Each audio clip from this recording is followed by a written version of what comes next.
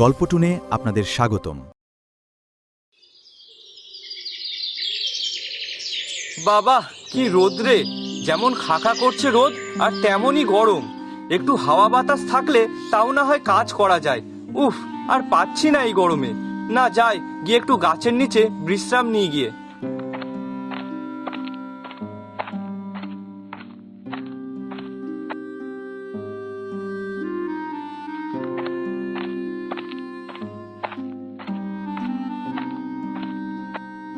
বাহ বাহ, কাজ করা বাদ দিয়ে গাছের নিচে বসে ঘুমানো হচ্ছে।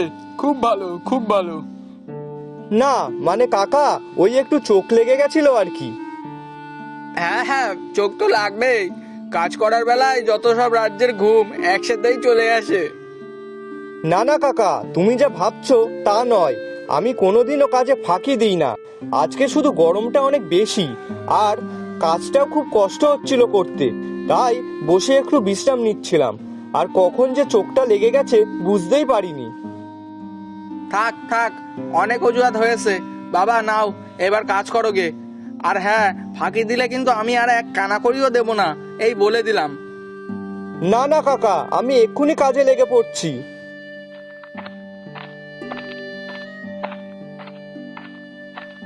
হ্যাঁ, যত সব ফাঁকিবাজ অলস লোকজনই আমার কপালে জোটে, একটাও কোনো কাজের না।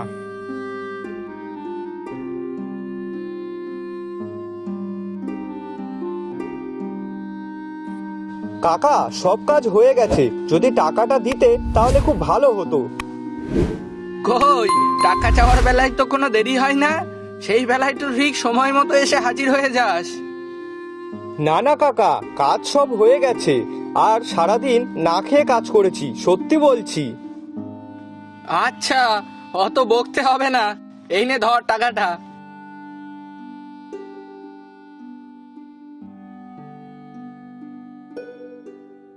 এইভাবে এত খাটাখাটনি করার পরেও মাত্র এই কটা কাজের টাকা দিয়ে কি আর সংসার চলে? হে ভগবান, এতে সংসারে জিনিসপত্র কিনবো নাকি ওষুধ কিনবো? না, এখন যা দেখছি তাতে আমাকে অন্য কোনো একটা কাজ খুঁজতেই হবে। যাই, বাড়ির দিকে যাই এখন।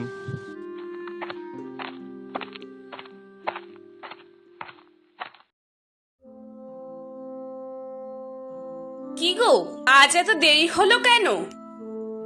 আর বলো না, অনেক কাজ করতে হয়েছে। ও আচ্ছা, তা যাও, কল থেকে গিয়ে তাড়াতাড়ি হাত মুখ ধুয়ে এসো।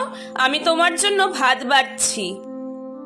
হাত মুখ সব ধোয়া হয়ে গেছে, তুমি তাড়াতাড়ি ভাত বাড়ো, খুব খিদে পেয়েছে। আজকে অনেক কষ্ট হয়ে গেছে, তাড়াতাড়ি কিছু খেতে দাও তো। ও, তাহলে চলো রান্নাঘরে, আমি এক্ষুনি খেতে দিচ্ছি।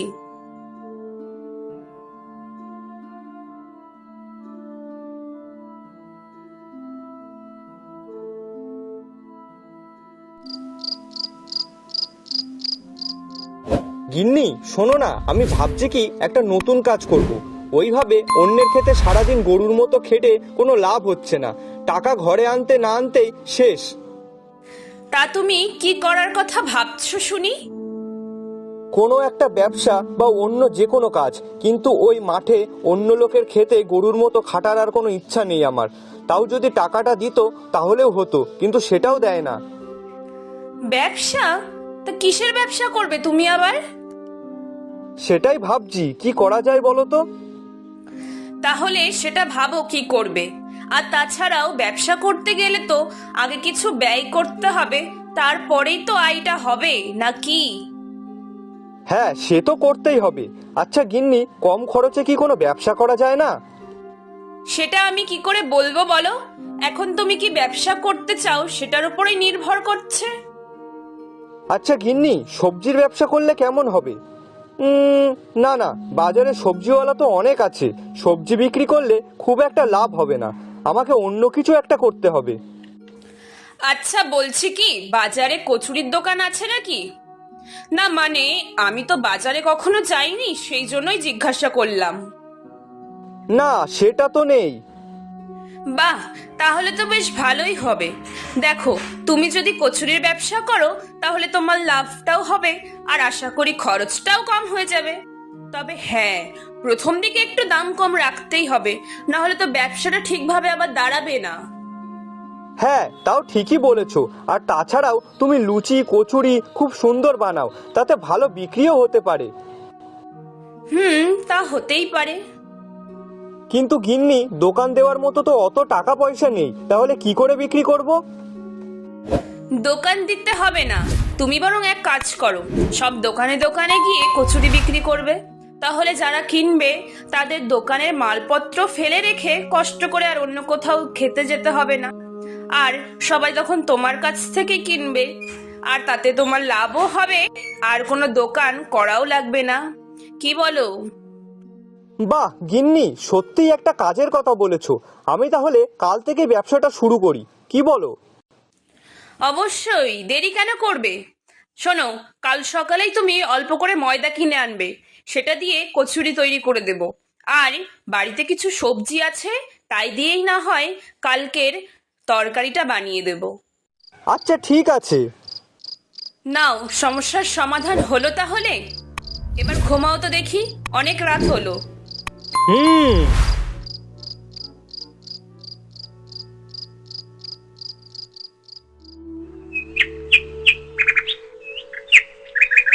গিন্নি, এই নাও ময়দা, তাড়াতাড়ি ময়দাটা মাখো, আমিও আসছি সাহায্য করার জন্য। আর শোনো না, আজকে বরং অল্প করেই তৈরি করো, প্রথম দিন তো, তাই জানি না কেমন কি বিক্রি হবে।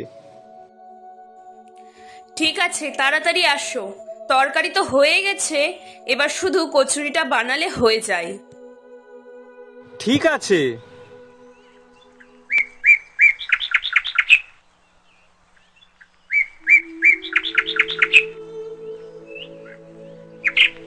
গিন্নি, আসলাম আমি। দুগ্গা দুগ্গা। মা গো, মা একটু মুখ তুলে চাও মা, আজ প্রথম দিন, দেখো যেন ভালোভাবে বিক্রিটা হয়।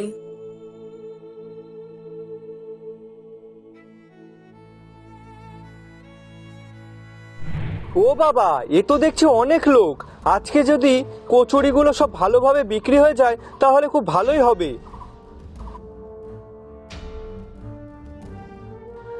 দাদা, কচুরি খাবে? কচুরি, গরম গরম কচুরি আর আলুর তরকারি, 4টে কচুরি মাত্র 15 টাকা। কচুরি? তা দাও দেখি, আজকে সকালে এমনি কিছু খেয়ে আসা হয়নি।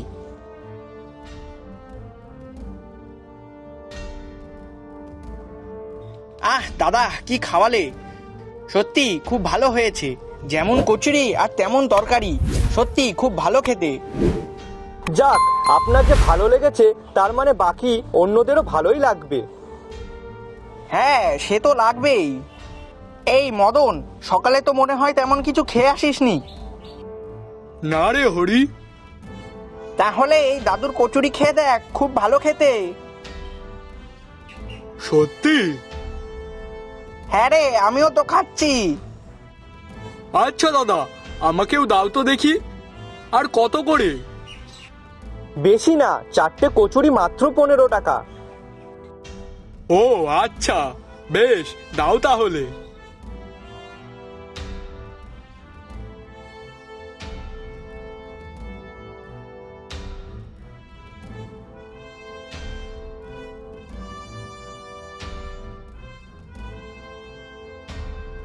দাদা, কচুরি খাবে নাকি? গরম গরম কচুরি, 4টে কচুরি মাত্র 15 টাকা। কচুরি এখন খাবো? একবার খেয়েই দেখো না দাদা, খুব ভালো লাগবে। আচ্ছা বেশ, দাও দেখি। বাহ, খুব ভালো খেতে লাগলো যে। আচ্ছা শোনো, তুমি না প্রত্যেক দিন আসবে, হ্যাঁ? কারণ আমরা সেই ভোরবেলা মাছ ধরতে বেরিয়ে যাই, আর তার উপরে এই বাজারে এসে বিক্রি করি, আর এইসবের মধ্যে সকালের নাস্তাটাই করা হয় না। ঠিক আছে দাদা। কেন বলছি বলো তো? কারণ আমার মতো অনেকেই এরকম সকালে খাওয়া হয় না, আর এখন তুমি যদি কচুরি নিয়ে আসো তাহলে সবার পেটটাও ভরবে আর তোমার টাকাটাও হবে, বুঝলে তো? হ্যাঁ দাদা। ও খোকা, আমাকে 4টে কচুরি দাও তো। হ্যাঁ দাদু, এই নাও।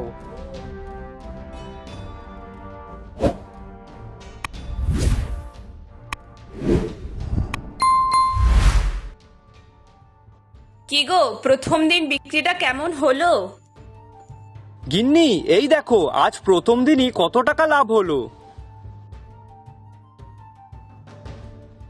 গিন্নি, এবার থেকে আমি এই ব্যবসাটা আরো জোর দিয়ে করব, তাহলে আমাদের অনেক লাভ হবে।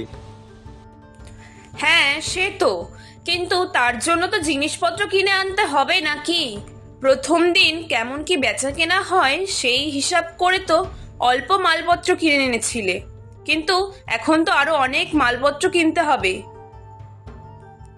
হ্যাঁ, সে তো আনতেই হবে। তাহলে দেরি করছো কেন? তাড়াতাড়ি খাওয়া দাওয়া করে দোকান থেকে গিয়ে যা যা লাগবে সেগুলো সব কিনে আনো। হ্যাঁ হ্যাঁ, চলো, খেতে দেবে, চলো।